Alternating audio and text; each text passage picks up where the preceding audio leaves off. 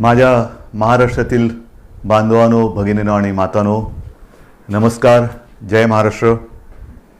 बऱ्याच दिवसानंतर आपण भेटतो आहोत. खूप इच्छा असतेच आपल्याला भेटायची, कारण आपल्याशिवाय किंबहुना आपल्या भेटीशिवाय अशी काही मजा गंमत येत नाही. परंतु गेले काही दिवस आपण सर्वच जण एका विचित्र परिस्थितीचा सामना करतो आहोत. पाहता पाहता मार्चपासून आजपर्यंत किती महिने झाले, म्हणजे हे जवळपास वर्षाचं निघून गेलेलं आहे. आपल्याशी बोलायला सुरुवात करण्यापूर्वी मी सर्वप्रथम आपल्या महाराष्ट्रातील तमाम नागरिकांना, सर्व धर्मियांना मनापासून धन्यवाद देतोय. कारण हा काळ जो आहे, हा मी सुरुवातीलाही आपल्याला बोललो होतो, सांगितलं होतं, सणासुदीचा आहे, पावसाळ्याचा आहे, सुगीचा म्हणजे शेतीचा हा सगळा काळ आहे. ह्या सगळ्या काळामध्ये गर्दी करणं टाळा, सभा समारंभ उत्सव हे टाळा. आणि मला एका गोष्टीचं समाधान आहे की आपण सर्वच, मग त्याच्यात कोणतेही धर्मीय मागे राहिले नाहीत. गणेशोत्सव अत्यंत साधेपणाने साजरा केला गेला.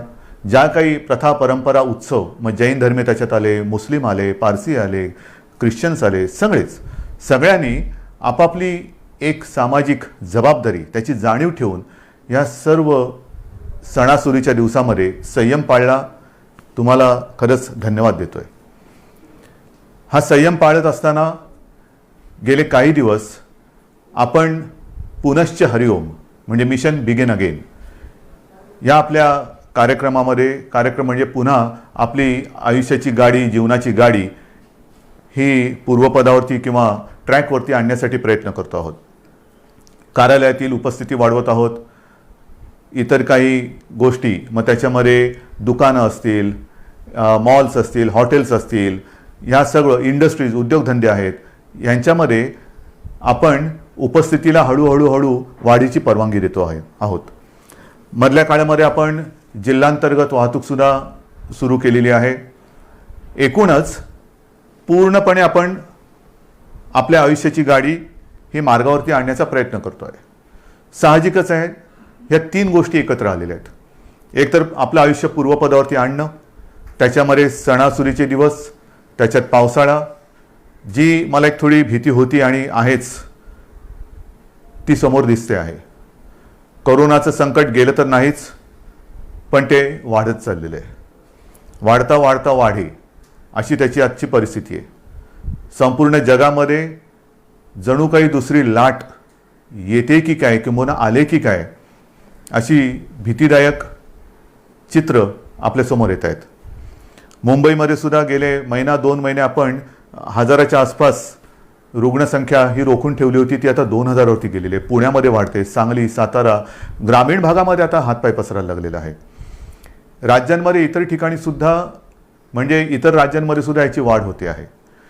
ह्याच दरम्यान आपलं विधानसभेचं अधिवेशन सुद्धा पार पडलं. हे अधिवेशन आपल्याला 2 दिवसात सगळे कामकाज आपल्याला त्याच्यात संपवावं लागलं. मी विधानसभेच्या अधिवेशनामध्ये सुद्धा आणि आत्ता आपल्या साक्षीने सुद्धा सर्व पक्षांना धन्यवाद देतो आहे, कारण अधिवेशनसुद्धा यशस्वी होण्यासाठी सर्वांनी सहकार्य केलं. एकूणच काय की सगळेजण आपापली जबाबदारी ओळखून सामाजिक भान ठेवून वागतायत. काही जणांना असं वाटत असेल कदाचित की आता कोरोना संपलाय, पुनश्च हरिओम म्हणजे आपलं राजकारण पुन्हा सुरू करावं. केलंही असेल, करायला काही हरकत नाही. तूर्त मी राजकारणाबद्दल काही बोलणार नाही, पण राजकारणाबद्दल आणि एकूणच महाराष्ट्राच्या बदनामीचा जो काही डाव आखला जातोय त्याच्याबद्दल एकदा मात्र मी जरूर मुख्यमंत्रीपदाचा मास्क हा थोडा वेळ बाजूला ठेवून आपल्याशी बोलणार आहे. त्यातले सुद्धा धोके आणि एकूण ज्या काही गोष्टी आहेत त्या आपल्यासमोर मी नक्की मांडणार आहे. मी बोलत नाही याचा अर्थ असं नाही की माझ्याकडे उत्तर नाही, पण एक मुख्यमंत्रीपदाच्या खुर्चीवरती बसलेला आहे, त्याला साजेसं काम आपल्याला करावं लागते. एकूण महाराष्ट्रामध्ये सगळं काही वाताहत झालेले आहे असं नाही आहे. महाराष्ट्र सरकार याही प्रतिकूल परिस्थितीमध्ये, मग ते पूर्व विदर्भातील पूर परिस्थिती असेल, निसर्ग चक्रीवादळाचा फटका असेल, मधल्या काळात अघोषित एक वादळ मुंबईमध्ये येऊन गेलं म्हणजे निसर्गाचं, अशा अनेक गोष्टी ह्या भेडसावत आहेत. पण याही परिस्थितीत महाराष्ट्र सरकार हे आपल्या सगळ्यांच्या आशीर्वादाने खंबीर पावलं टाकत आहे, यशस्वीपणाने पुढे चाललेलं आहे. हे केवळ आणि केवळ आपल्या आशीर्वादाचंच हे बळ आहे. आज मी काही गोष्टी आपल्याशी बोलणार आहेच, पण सुरुवात करताना मी करोना ह्या विषयावरतीच बोलणार आहे. कारण करोनाचं संकट हे आता हळूहळू अक्राळ विक्राळ रूप धारण करेल की काय, अशी एक जगभर चिंता व्यक्त केली जाते. WHO ह्या संस्थेने सांगितलेलं आहे की कदाचित ही पुढच्या अधिक भीषण संकटाची नांदी असू शकेल. घाबरण्याचं काम नाही आहे, पण खबरदारी मात्र घेतलीच पाहिजे. अगदी सुरुवातीच्या काळात मी आपल्याला बोललो होतो की तुम्ही खबरदारी घ्या, आम्ही जबाबदारी घेतो. आज मी जबाबदारीतला काही हिस्सा हा तुमच्यावरती सुद्धा टाकणार आहे. आपल्या खांद्यावरती सुद्धा मी जबाबदारी टाकणार आहे. खबरदारी आणि जबाबदारी ह्याचा दोन्हीचा वाटप आपण दोघांनी करायचं आहे. काही गोष्टींची खबरदारी ही आम्हीही घेणार आहोत, काही गोष्टींची खबरदारी ही तुम्ही घ्यायची, काही जबाबदारी ही सरकारही घेईल, काही जबाबदारी आपणही घ्यायची आहे. मुख्य म्हणजे आपली जबाबदारी ही आपल्या कुटुंबापुरती असणार आहे. आणि म्हणून आपण ऐकलं असाल, पाहिलं असाल, मी महाराष्ट्रामध्ये येत्या 15 तारखेपासून जवळपास एक महिनाभर एक मोहीम राबवतो आहे. आणि या मोहिमेमध्ये जो जो कोणी या महाराष्ट्रावरती प्रेम करतो, जो कोणी आपल्या महाराष्ट्राला आपली भूमी मानतो, तो प्रत्येक महाराष्ट्रप्रेमी नागरिक जात पात धर्म पक्ष राजकारण बाजूला ठेवून सहभागी झालेला मला पाहिजे, किंबहुना त्यांनी सहभागी व्हावं असं माझं आवाहन आहे. ही मोहीम जी आहे त्या मोहिमेला आपण नाव दिलेलं आहे माझे कुटुंब माझी जबाबदारी. माझे कुटुंब माझी जबाबदारी. हे महाराष्ट्र माझं कुटुंब आहे आणि महाराष्ट्राला सुरक्षित ठेवणं ही माझी जबाबदारी आहे. आता ही जबाबदारी ही महाराष्ट्रातील, मी जसं म्हटलं की प्रत्येक महाराष्ट्रप्रेमीची जबाबदारी आहे. माझे कुटुंब माझी जबाबदारी म्हणजे काय? जसं आपण इतर वेळेला बघतो जुडो कराटेचे क्लासेस, आपली मुलं किंवा मुली हे त्याच्यामध्ये जातात, जुडो कराटे शिकतात. का शिकतात? Self defence. Self defence. मग ते हा हू हे ते चालूच असतं त्यांचं. आणि मग त्याच्यात जो प्रावीण्य मिळवतो, निपुणता मिळवतो, त्याला ब्लॅक बेल्ट लागतो. आणि मग आपण म्हणतो अरे माझा मुलगा ब्लॅक बेल्ट आहे, मग माझी मुलगी ब्लॅक बेल्ट आहे. आता हा ब्लॅक बेल्ट सेल्फ डिफेन्सच्या या मोहिमेमध्ये तोंडावरती लावायचा आहे. मास्क. जो मास्क सार्वजनिक ठिकाणी लावून फिरेल तो मास्क म्हणजे आपला ब्लॅक बेल्ट आहे. आपलं सेल्फ डिफेन्सचं ते एक आपलं आयुध आहे. स्वतः सुरक्षित राहणं. आजपर्यंत लस कधी येणार, औषध कधी येणार, चर्चा चरवणं खूप ऐकतोय. मधल्या काळामध्ये लस उत्पादक एका कंपनीला थोडंसं थांबावं लागलं, पॉज बटन दाबावं लागलं, पुन्हा त्यांचा प्रयोग सुरू झालेले आहेत. ठीक आहे, साधारणतः डिसेंबर जानेवारीमध्ये ही लस आपल्या हातात येईल अशी एक आशा आहे आणि आपली प्रार्थना आहे. पण तोपर्यंत हे आता जागतिक सत्य आहे की सदा सर्वदा योग तुझा घडावा नाही.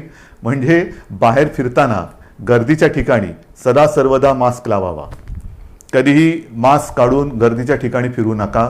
चार चौघामध्ये मास्क लावल्याशिवाय जायचं नाही, गर्दी करायची नाही. म्हणजे पहिली गोष्ट, एकतर आवश्यक नसेल तर घराबाहेर पडू नका.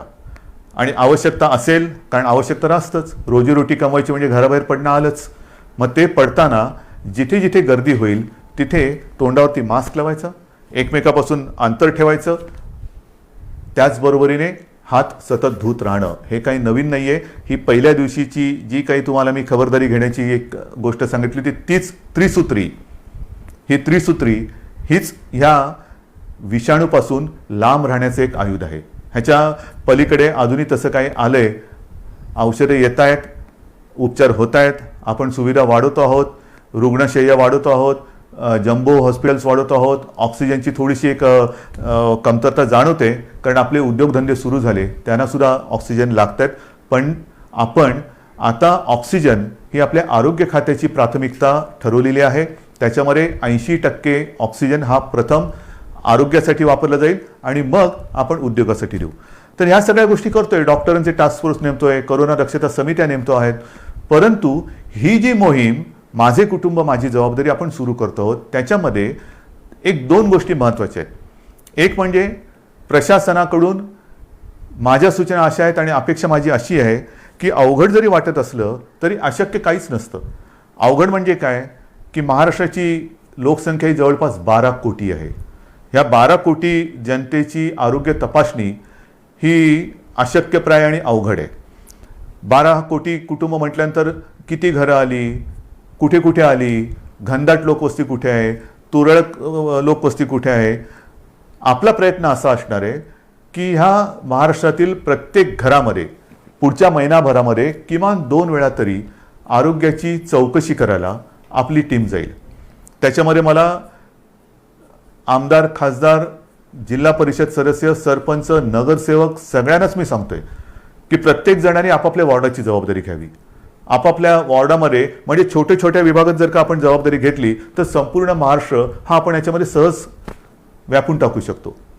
कारण प्रत्येक मतदारसंघाला त्याचा लोकप्रतिनिधी आहे.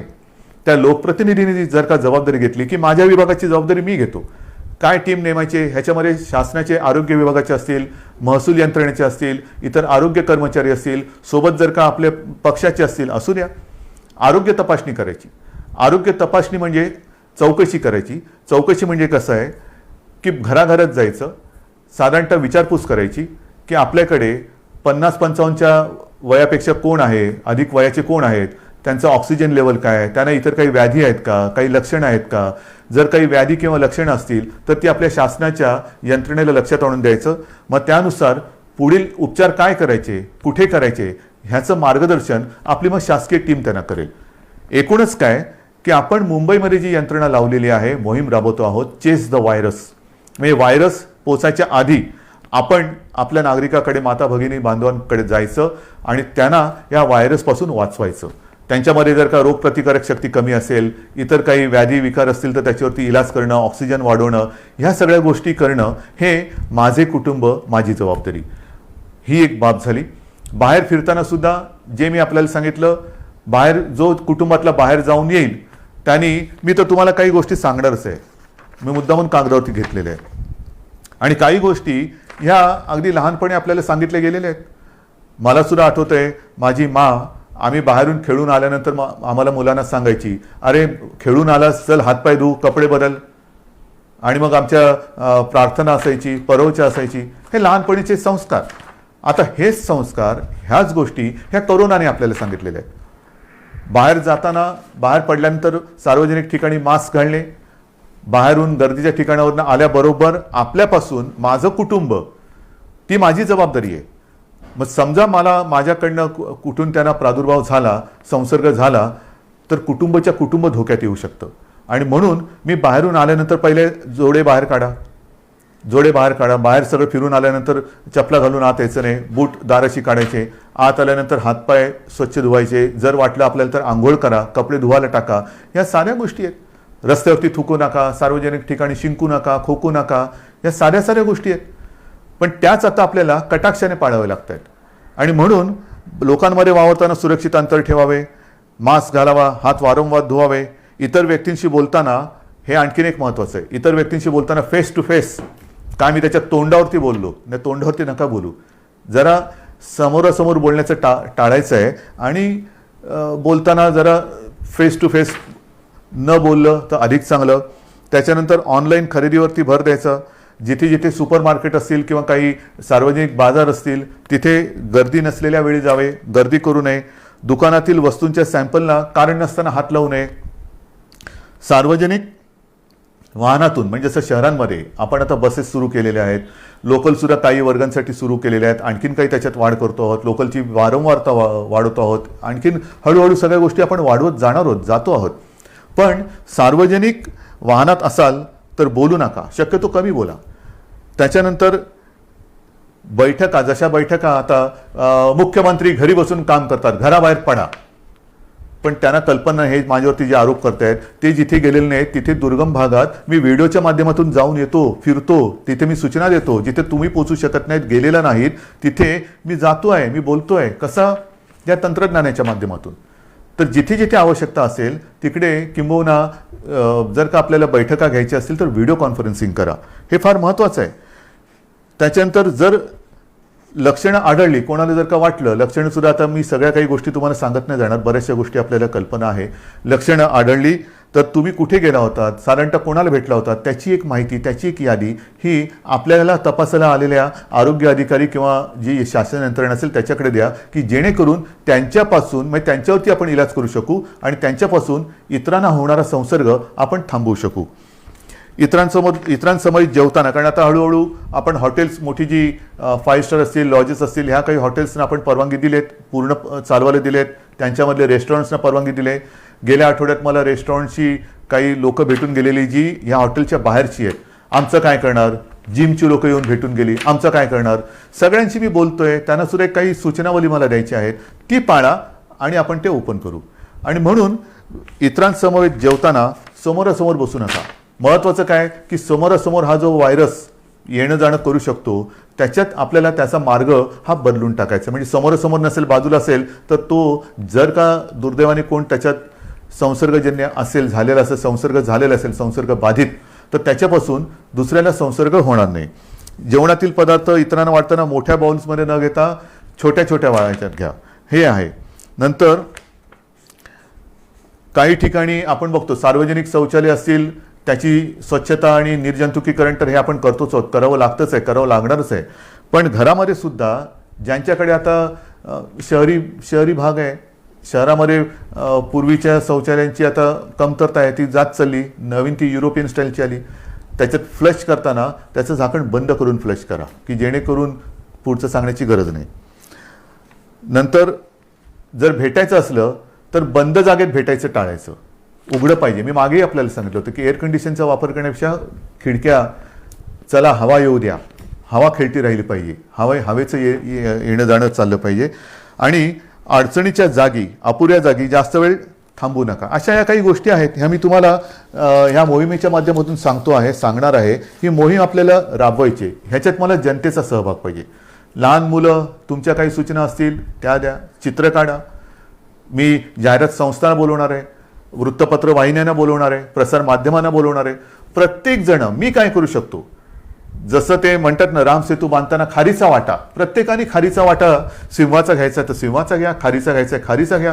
पण मी या मोहिमेत आहे हे मला पाहिजे. सगळ्या जणांनी अत्यंत प्रामाणिकपणाने या मोहिमेत सहभागी होऊन, हे युद्ध आहे, हे युद्ध आता सार्वत्रिक, सगळी ज्या वेळेला जनता रस्त्यावरती उतरते तेव्हाच त्या युद्धामध्ये यश मिळतं. आजपर्यंत आपण हे युद्ध घरी बसून लढत होतो. आता मला तुम्हाला एक एक गोष्टी मी उघड करत चालू असताना, अजून मी पूर्ण ओपन केलेल्या नाहीत, कारण व्हायरस वाढतो आहे. पुन्हा लॉकडाऊन करायची वेळ येऊ नये हीच एक अपेक्षा आहे. पण जर ह्या गोष्टी तुम्ही कटाक्षाने पाळणार असाल तर, अजूनही मला काही ठिकाणी दिसतंय, मी येता जाताना बघतो, हळूहळू मुंबईमध्ये सुद्धा शिथिलता यायला लागलेली आहे. मास्क असतात पण ते मास्क कसे हनुवटीवरती असतात. आज मी मास्क घातला नाही कारण मी एकटा या खोलीत तुमच्याशी बोलतोय, पण हनुवटीवरती मास्क असतात, म्हणजे तोंडावरनं नाकावरनं काढलेले असतात. अनेक जण एकटे जेव्हा धावत असतात तेव्हा तोंडावरती मास्क असतात, आणि मित्र भेटल्यानंतर जवळ जाऊन मास्क काढून बोलतात. म्हणजे जिकडे मास्क तशी आवश्यकता नाही एकटे असताना, तिकडे मास्क, आणि भेटल्यानंतर गप्पा मारताना मास्क काढून बोलतात. तर नाही, मला असं वाटतं की जसं इतर देशांमध्ये त्यांनी केलेलं आहे, संपूर्ण ओपन केलेलं आहे, पण कायदे कडक केलेले आहेत. सार्वजनिक ठिकाणी मास्क घातला नसेल तर कडक दंड. जर एखाद्या ठिकाणी दुकानात किंवा कुठे गर्दी झाली, त्यांचे कॅमेरे ऑन असतात, ताबडतोब ते दुकान बंद. बसमध्ये सुद्धा किंवा मेट्रोमध्ये सुद्धा गर्दी झाली, ताबडतोब तिकडे ती कारवाई केली जाते. तर ह्या काही गोष्टी ह्या कायद्याने करण्याची गरज आहे का? का आपण आपली सुरक्षितता किंवा आपली जबाबदारी आपण पार पाडू शकत नाही का? आपण करू शकतो, पण हे कायदे काही ठिकाणी आपल्याला जरूर करावे लागणार. जर का मास्क घातला नाही, दंड करावा लागणार. गर्दी झाली, पुढची थोडीशी कारवाई करावी लागणार. तर अंगवळणी या गोष्टी पडेपर्यंत थोडंफार आपल्याला या गोष्टी समजून घ्याव्या लागतील. शिथिलता आपल्या वागण्यात येता कामा नये. आयुष्यामध्ये हे संकट हे कदाचित जगावरचं पहिलं महाभयानक संकट असेल, आणि त्याचा सामना आपण करतोय, आपली पिढी त्याचा सामना करते आहे. आणि हे संकट हे शेवटचं असेलच असं नाही, कदाचित पुढे अशी संकटे येऊ शकतील. आणि एकूणच ह्या संकटातून बाहेर पडताना पुढच्या संकटाचा सामना कसा करावा ते ह्या संकटातून आपण शिकू शकतो. हे झालं या कोरोनाच्या बाबतीमध्ये. पण गेल्या काही दिवसामध्ये ज्या काही गोष्टी आपण सरकार म्हणून केलेल्या आहेत, वादळं मागून वादळं, मग ती निसर्गाची वादळं असतील, राजकीय वादळ तर ठीक आहे, त्याचा सामना तर मी करेन तुमच्या सगळ्यांच्या सोबतीने. परंतु खास करून मला एका गोष्टीचं समाधान वाटते की याही कठीण परिस्थितीत आपण जे वचन शेतकऱ्याने दिलं होतं की तुमचं यांचं कर्ज पीक कर्ज हे 2 लाखापर्यंत आहे, त्या महाराष्ट्रातील सर्व शेतकऱ्यांना आपण कर्जमुक्त करणार. जवळपास 29.5 लाख शेतकऱ्यांना आपण कर्जमुक्त केलेलं आहे. एक अभिमान आहे, नक्कीच अभिमान आहे की पहिलं अधिवेशन जे आपलं झालं होतं नागपूरचं, त्या अधिवेशनात आपण जाहीर केलं होतं आणि त्याप्रमाणे जाहीर केल्याप्रमाणे आपण जवळपास 29.5 लाख शेतकऱ्यांना कर्जमुक्त केलेलं आहे. यावर्षी विक्रमी कापूस खरेदी केलेली आहे.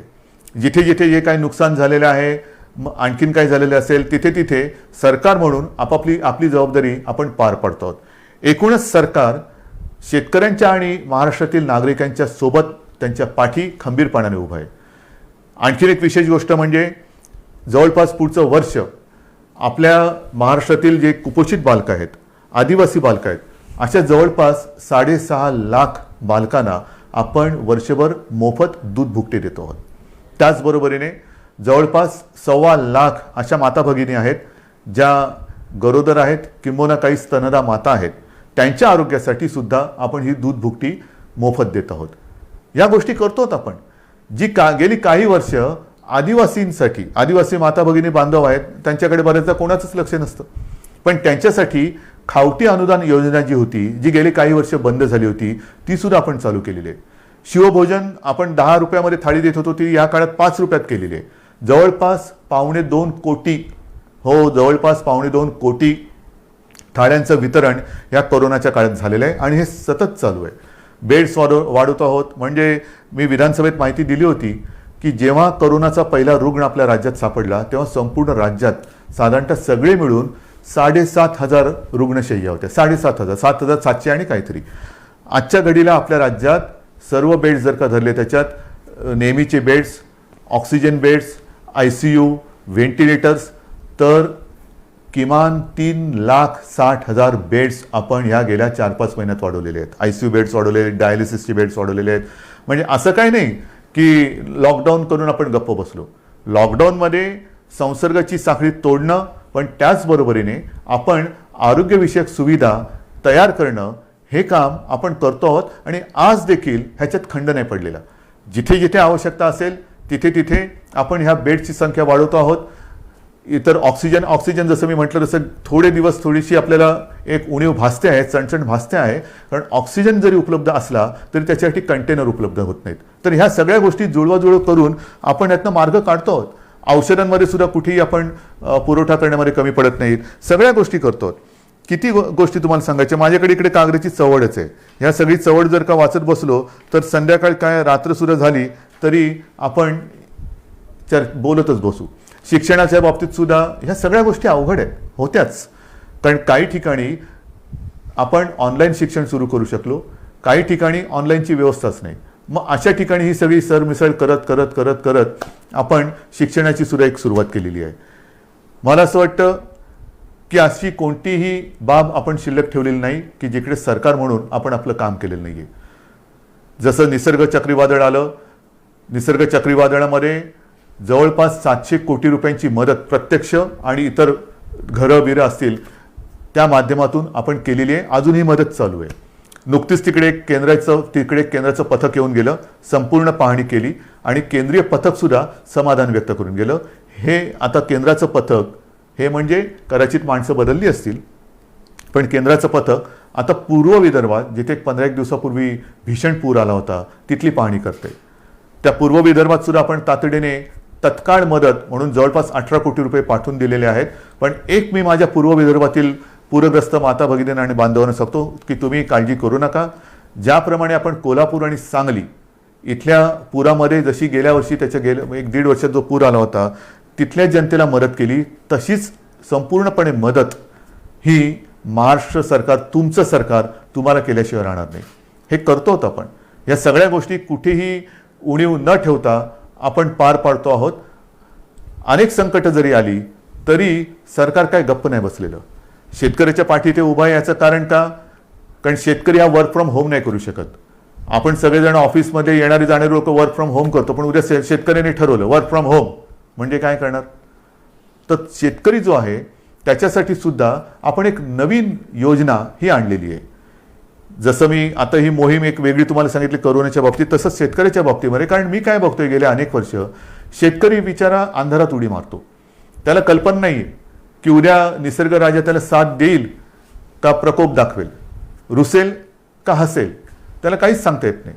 तरी देखील तो त्याच्या परीने त्याचं जे काय असतं, घरदार असेल, जमीन असेल, वेळप्रसंगी पत्नीचे दागिने असतील, मग त्याच्या कुटुंबातला त्याचा, मी थांबलो का कारण अनेकांना आश्चर्य वाटेल, कुटुंबातील त्याचा बैल, हो त्याचा तो कुटुंबी असतो, तो सुद्धा त्याला गहाण टाकावा लागतो. आणि सगळं गहाण टाकून म्हणजे आयुष्यच गहाण टाकतो. आणि त्या आपल्या मातीमध्ये सोयाबीन पिकवेल, तूर पिकवेल, कधी कापूस पिकवेल, हे आपल्या विभागवारही अशी रचना झालेली आहे. आणि मग आपल्याला अनुभवास काय येतं, जर निसर्गाने साथ दिली, पीक तरारून आलं, तर त्याला जास्त झालं म्हणून भाव मिळत नाही. निसर्ग रुसला, पावसाने झोडलं, गारपीट झाली, तर उभं पीक म्हणजे सोनं त्याच्या डोळ्या देखत मातीमोल होतं, म्हणजे तरी त्याची पंचायत झाली. डोक्यावरती कर्जाचं ओझं हे वाढतच चालतं. त्या डोंगरातून तो कधी, डोंगराखालून तो कधी बाहेरच येत नाही. आणि म्हणून आपण शेतकऱ्यांसाठी जे पिकेल तेच विकेल, जे विकेल ते पिकेल. आतापर्यंत जे पिकेल ते विकेल असं होतं, पिकणार ते विकणार काय. आता मी उलटं केलं, जे विकेल तेच पिकेल. म्हणजे काय की साधारण कृषी खातं जे आपलं आहे ते एकूण जगभर बघेल, राज्यात बघेल, देशात बघेल की यावर्षी कोणत्या पिकाला बाजारपेठ आहे, कोणतं पीक कुठे विकलं जाईल, कापूससुद्धा किती विकला जाईल, कोणत्या दर्जाचा विकला जाईल, सोयाबीन असेल, तूर असेल, तांदूळ असेल, मका असेल, कोणत्या प्रतीचा, कोणत्या दर्जाचा मका पाहिजे, तूर पाहिजे, सोयाबीन पाहिजे. आणि तसंच बी बियाणं हे शेतकऱ्याला दिलं जाईल. म्हणजे महाराष्ट्राची ओळख एक दर्जेदार पीक देणारा महाराष्ट्र अशी आपल्याला करायची. जे विकणार असेल तेच आम्ही पिकू आणि आम्ही जे पिकू ते विकणार आहोत. आणि त्याच्यासाठी आपण गटशेती म्हणा, शेतकऱ्यांना सुद्धा जो असंघटित शेतकरी आहे त्याला आपण संघटित करतो आहोत. त्यांच्या काही सूचना आपण घेतो आहोत. गेल्या आठवड्यामध्येच हा मी कार्यक्रम केला. सगळ्या शेतकरी दादांना ह्या कार्यक्रमाची कल्पना दिली की आता तुम्ही अंधारात उडी नका मारू, आपण सरकार तुमच्या सोबत आहे. एखादं पीक आल्यानंतर हमी भाव, हमी भाव, हमी भाव. आता हमी भाव नाही, आता हमखास भाव. माझं जे काही मी मेहनत करतो आहे, कष्ट करतो आहे, रात्री रात्री सुद्धा जाऊन मेहनत करतो आहे, शेतामध्ये राबतो आहे आणि सोनं पिकवल्यानंतर त्या सोन्याला सोन्याचा भाव मिळणार नसेल तर हे सगळं फुकट गेलं. आणि त्याच्यासाठी हमी भाव आता मागायचं नाही, हमखास भाव. आणि जे मी पिकवणार आहे ते विकलं गेलंच पाहिजे. ही जी एक साखळी आहे ती साखळी आता आपण निर्माण करतो आहोत. आणि त्या साखळीमध्ये हा सगळा नाशिवंत माल असतो, भाजीपाला असेल, धान्य असेल, त्यांच्यासाठी विभागवार आपण शीतगृह असतील किंवा स्टोरेज, कोल्ड स्टोरेज, गोडाऊन्स असतील, त्याची एक साखळी निर्माण करतोय.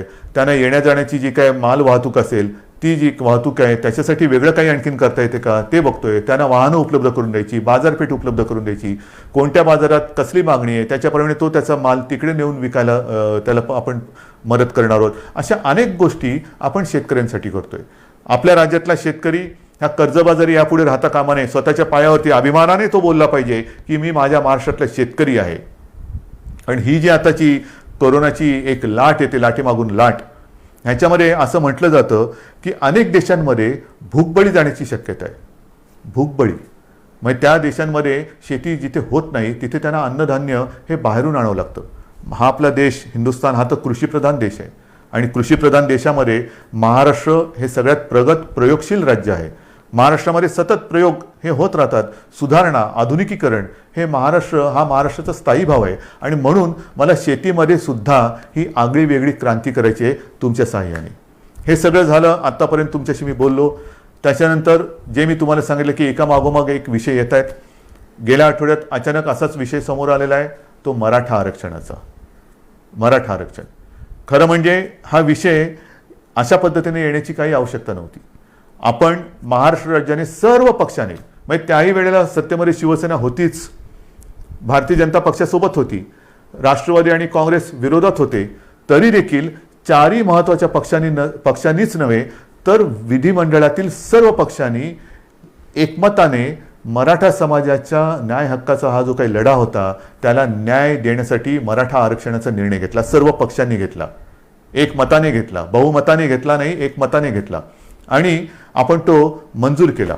त्याला इकडे उच्च न्यायालयात आव्हान दिलं गेलं, ते आपण जिंकलो. त्याच्यानंतर सर्वोच्च न्यायालयात आव्हान दिलं गेलं, ती लढाई आपण लढतो आहोत. ही लढाई लढताना पहिल्या सरकारने जे वकील दिले त्याच्यात कोणी आपण बदलले नाही. देशातील जे सर्वोत्तम वकील असतील ते आपण त्याच्यात दिलेले आहेत. त्याचबरोबरीने वकील कमी न करता आणखीन त्याच्यात ज्यांनी सूचना दिल्या तेही वकील आपण त्या पॅनलवरती घेतलेले आहेत. बरोबरीने काही संस्था, काही व्यक्ती या केसमध्ये त्याच्यात त्याने इंटरव्हेन केलं. त्यांनी देखील त्यांच्या परीने त्यांच्या पसंतीचे वकील याच्यात दिले. एकूण काय की कुठेही आपण कोर्टामध्ये आर्ग्युमेंट करायला कमी पडलेलो नाही, अजिबात नाही. आपली मागणी सर्वोच्च न्यायालयात काय होती की जसं देशातील इतर राज्यांमध्ये आरक्षणाचा प्रश्न हे प्रलंबित ठेवले गेलेले आहेत, मग लार्जर बेंच समोर म्हणजे 3 का 5 त्यापेक्षा जास्त न्यायाधीशांच्या बेंच समोर जसे इतर राज्यातील आरक्षणाचे प्रश्न हे मांडले जात आहेत तशीच परवानगी आम्हाला मोठ्या बेंच समोर जाण्यासाठी द्या. ही आपली गोष्ट सर्वोच्च न्यायालयाने मानली, नक्कीच मानली. त्याच्याबद्दल मी त्यांना धन्यवाद देतोय. पण ती मानत असताना अनपेक्षितपणे, अनाकलनीय पद्धतीने त्यांनी आपण आरक्षण जे दिलेलं आहे त्याच्या अंमलबजावणीसाठी अंतरिम स्थगिती दिली. इतर राज्यात कुठे दिलंय का हे उघड आहे, जिथे असेल तिथे असेल, नसेल तिथे नसेल, पण मला नाही वाटत कुठे दिलेली आहे.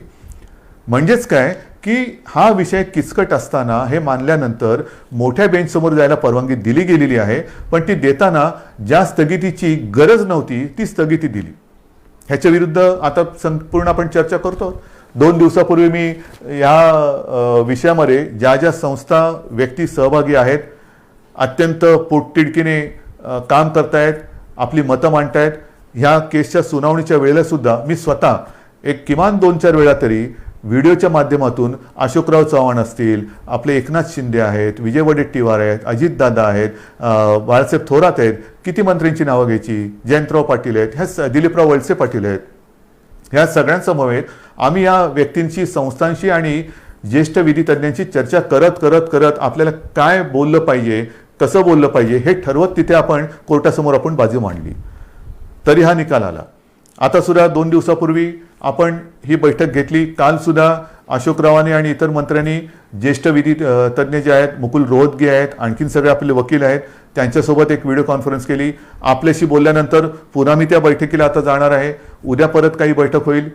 एकूण काय की सर्वांची मतं लक्षात घेऊन पुढे काय करायचं, जोपर्यंत ह्याचा निकाल लागत नाही तोपर्यंत आपण पुढचं पुन्हा कोर्टात तर जाणार आहोत, पण ते जाताना नेमकं काय गाऱ्हाणं मांडायचं, कोणासमोर मांडायचं, कसं मांडायचं. अगदी विरोधी पक्ष नेत्यांना सुद्धा मी आपल्यासमोर येण्यापूर्वी फोनवरती बोललेलं आहे. ते बिहारमध्ये आहेत. आत्ता परवाच्या बैठकीला ते येऊ शकले नाही कारण ते बिहारला गेले होते आणि त्यांनी मला सांगितलं की कोणतेही राजकारण न करता उद्धवजी आम्ही या समाजाच्या मागणीसाठी सरकारसोबत आहोत. तर मला मराठा समाजाच्या माता भगिनींना आणि बांधवांना एक विनंती करायची आहे. तुमच्या भावना आणि आमच्या भावना वेगळ्या नाहीत. अन्यायाविरुद्ध लढा, आंदोलनं जरूर करा, काही हरकत नाही. पण केव्हा, जर सरकार देत नसेल तेव्हा. इथे तर सरकार आपलं आहे, सरकारने निर्णय घेतलेला आहे. मग लढाई कोणाशी, कशावरती रस्त्यावरती उतरायचं, कशासाठी आपण आपला उद्रेक किंवा उद्वेग जो काय आहे त्याचं तो रस्त्यावरती आणायचा. आपण एकत्र आहोत.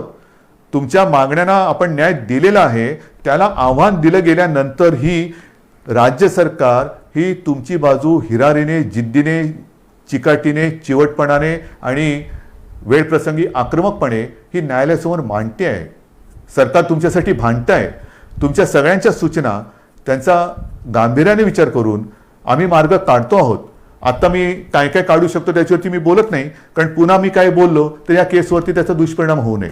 पण सगळ्या सूचना आम्ही घेतलेल्या आहेत, अजूनही घेतो आहोत आणि त्याचा सारासार विचार केल्यानंतर कायदेशीररित्या आपल्याला पहिला एक दिलासादायक मार्ग काय घेता येईल तो सुद्धा आम्ही विचार करतो आहे. आणि तो केल्यानंतर पुन्हा कोर्टात तर जातोच आहोत, कारण मोठ्या बेंच समोर तर जायचंच आहे आपल्याला. हा निकाल तर आपल्या बाजूनी लागावा ह्याच्यासाठी आपल्याला कायदेशीर लढाई करायची आहेच. ती करण्यात कुठे तसूभर सुद्धा हे सरकार मागे राहणार नाही, हे वचन मी परवाच दिलेलं आहे. आजही पुन्हा ते मी देतो आहे. आणि म्हणून मी आपल्याला विनंती करतोय की सरकार आपल्यासोबत आहे. सरकारने निर्णय घेतलेला आहे. हा निर्णय घेतल्यानंतर एक तर हे करोनाचं संकट आहे, त्याच्यात अधिक आंदोलनं मोर्चे कृपा करून काढू नका. ज्याची खरंच आवश्यकता नाही ती एवढ्यासाठी की संपूर्णपणे अगदी शब्दशः सरकार हे तुमच्या भावनेशी सहमत आहे.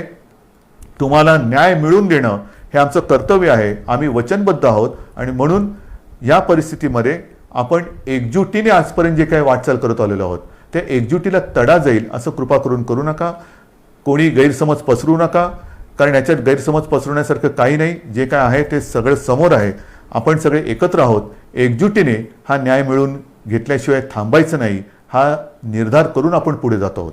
म्हणून महाराष्ट्रातील तमाम जनतेला मी पुन्हा एकदा विनंती करतो आहे की हे करोनाचं संकट, या संकटामध्ये आता जबाबदारीचा सुद्धा एक हिस्सा हा आपल्याला घ्यावा लागणार आहे. गावोगावी ज्या वेळेला ही पथकं येतील तेव्हा आपण स्वतःहून त्यांना सहकार्य करा. कोणी घाबरण्याचं कारण नाही.